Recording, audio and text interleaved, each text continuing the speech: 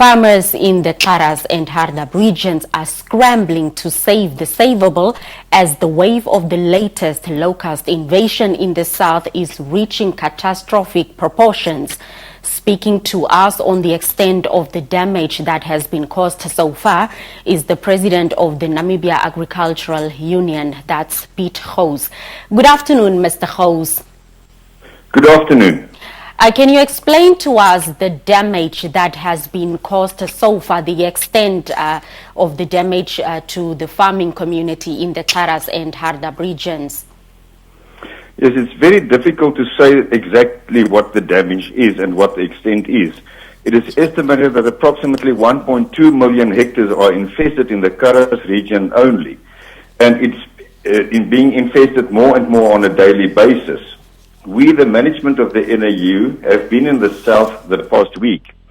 We saw flyers and locusts all over in the deep south and the so-called pedestrians in the Helminghausen area. When moving on district roads, one cannot really establish the damage. Grazing is still green, rain has been plentiful, but if one takes into consideration that one locust eats 3 grams of grass per day in its lifetime of 80 days, it gives one 250 grams per locust, and a swarm of locusts constitutes 65,000 locusts approximately. That's an enormous number of grass that's been eaten by locusts, especially if one takes in consideration that it started in November 2021 already. The impact will then be enormous. The emotional impact is also huge after 8 years of drought, 2 years of COVID, then good rain for the last 2 years, and now locusts. We are thankful that good rains, otherwise the impact would have been much more severe. Not that it is not catastrophic as is. Nature disasters are always catastrophic. Now, Mr. Gouws, you said that it started in 2020. In addition to the support that the union is giving to the farmers, what are their individual coping mechanisms with this invasion?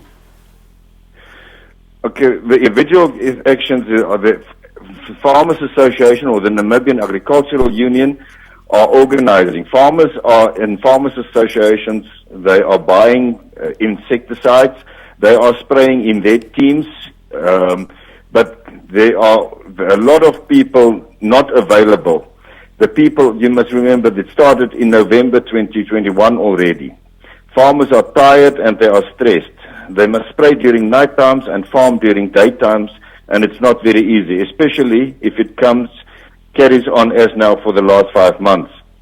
Then in between they also have to do crime prevention as well. In the south, distances are vast and people are sparsely populated, which gives you a challenge to itself. We must stay calm and plan realistic and organized and try not to be emotional, as difficult as it may be.